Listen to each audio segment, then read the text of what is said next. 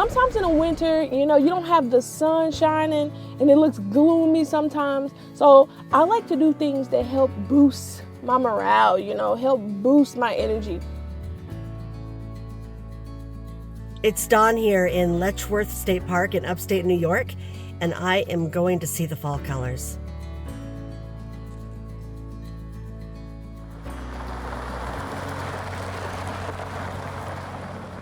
Wow, look at this fantastic lake. Autumn is one of my favorite times of year. Having the lower temperatures is so nice in a van, being able to wake up to those chilly mornings and being able to get all cozy in the van. Okay, can I just say, fall camping is the best. No screen, no bugs.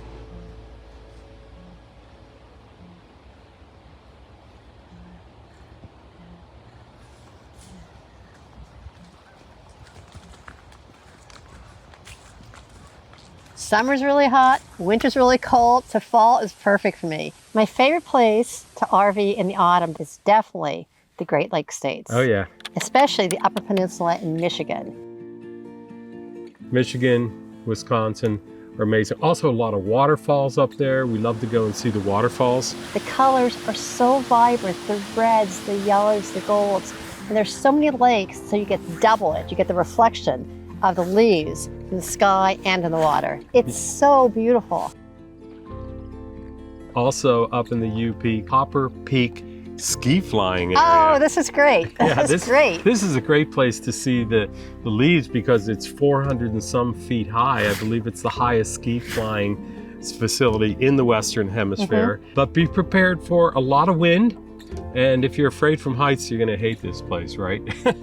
Once you get up there, it's like you're in a cyclone. I have no idea how the skiers do it. Yeah, and you know, the leaves from up there are amazing because you can see forever. You can see forever. Really cool. You can see like hundreds of miles.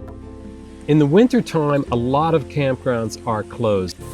The number one thing that we do is Harvest Host because they are open pretty much year round. If you're not a member, just become a member and do it. It's well worth it. You'll use it. You'll find all kind of places to stay.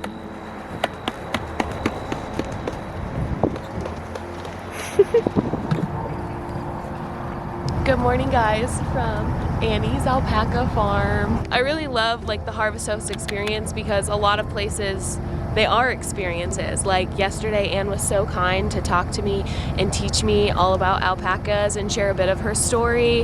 4 out of the 5 babies were born on Monday. Wow. And so she was born on the Monday, and it's like, it's just another Monday. Yeah. And I said, oh, how about just another Magic Monday? And Carrie goes, no, the song is Manic Monday, not Magic Monday. And I said, I like magic. Yeah. So she goes, well, Jam, J-A-M, just another Monday. Oh, there you go. So I was gonna ask how you named them. Yeah. So 6 weeks. 6 weeks on Monday. Oh my goodness, you are so cute. Good morning from Skagit Valley, Washington. We spent the night at a Harvest Host last night. It's this beautiful area. We're surrounded by mountains. We're in this awesome orchard. We're about 30 minutes away from North Cascades National Park. We got to try some amazing different wines, and today we're going apple picking. They have a beautiful apple orchard here. They also have a cornfield and grapes and pears. There's also a beautiful mountain range back here. We got to sleep directly in the apple orchard, and it's just absolutely amazing. It's terrific. So tonight we have Ukrainian borscht. So it's either beef, pork, or sausage. Sorry, vegetarians. Sorry, vegetarians. And it is just absolutely delicious because I love beets.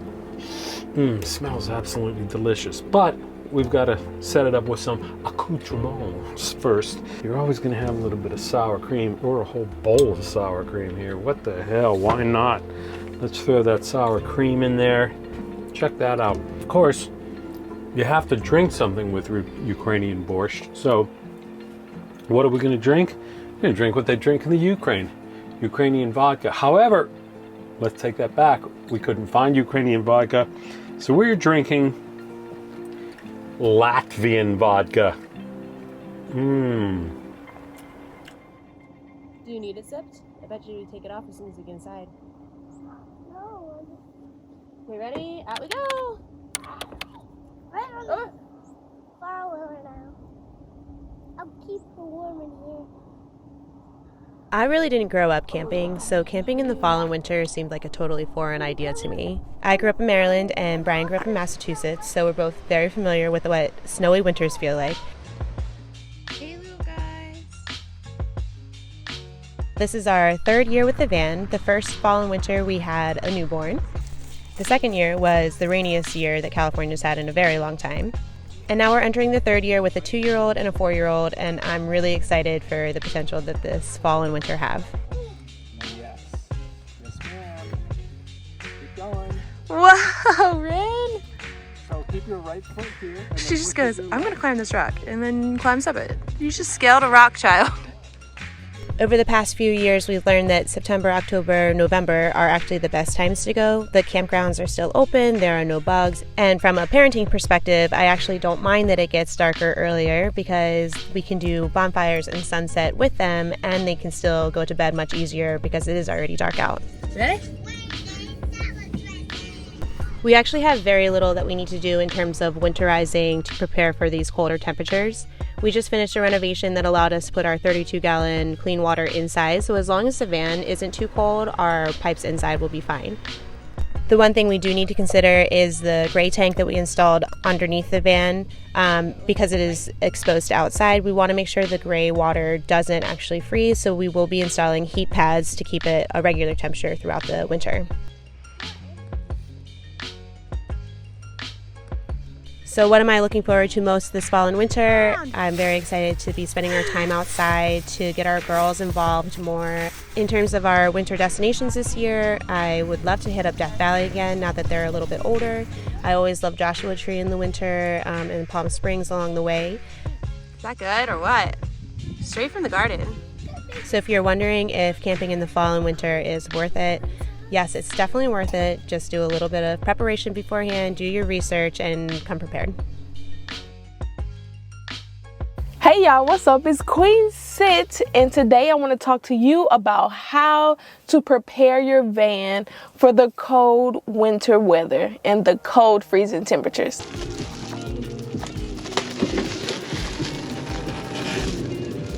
All right, we got the first piece.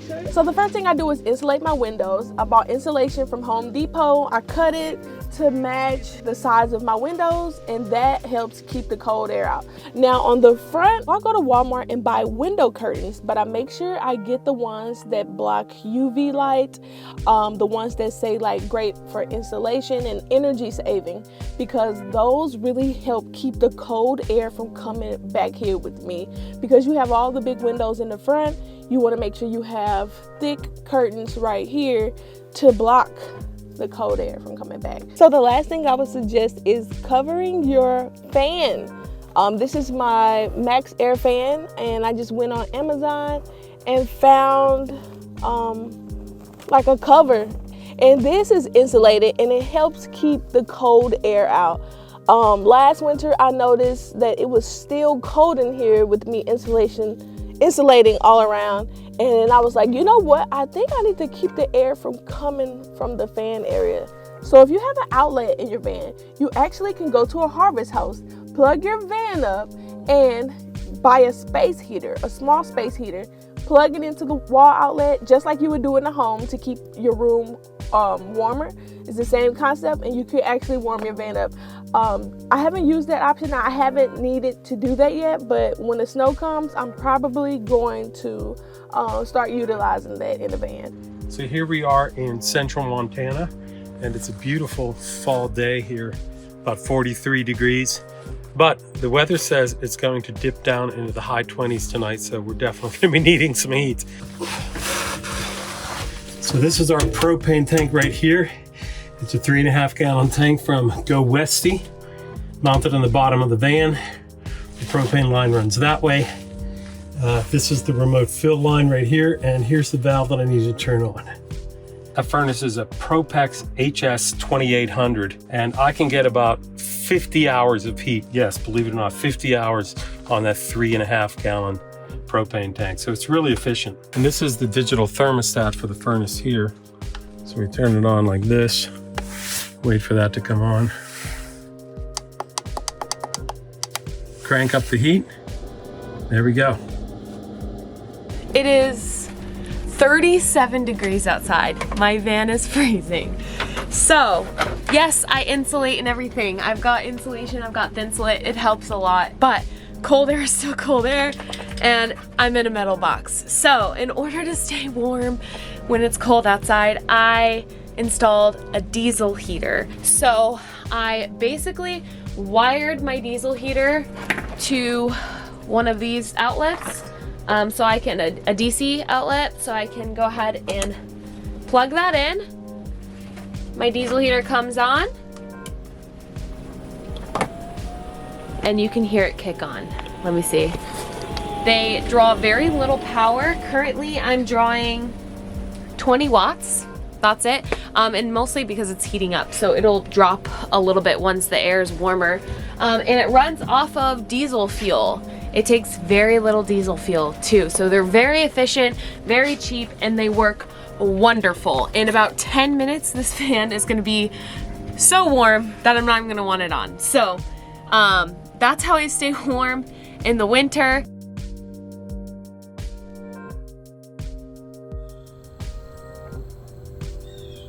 I've been staying here at a state park for about 5 days, and this is my last day here before I go to Canada, and I've been hoping that the colors would turn before I left, and they just started to. So fingers crossed. I'm going to go for a hike by a waterfall and then just drive around and see some of the sights here in Letchworth State Park, which I'm very excited to see.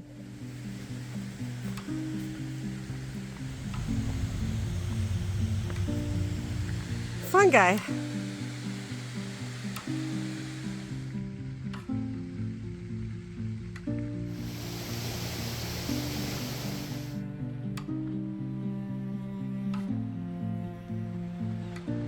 Look at this place, isn't it amazing?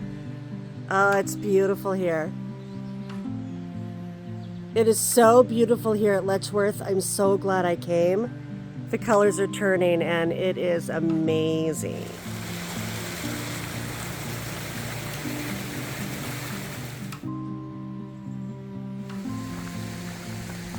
I love my life. I love my life.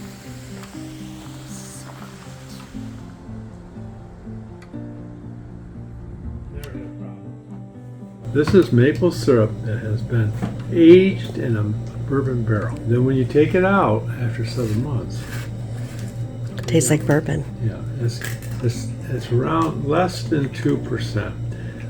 And that's the reason I tell you that, because people say, well, it's just alcohol. No, it's just this bourbon that was in the barrel. It gets infused into the syrup. And it gives it a bourbon taste. Thank you. And we say it's less than 2% because then we don't have to worry about liquor license and all that good stuff. Oh, wow. So you put that on. Wow. You can put on your pancakes, or I said ice cream. This has been an amazing day.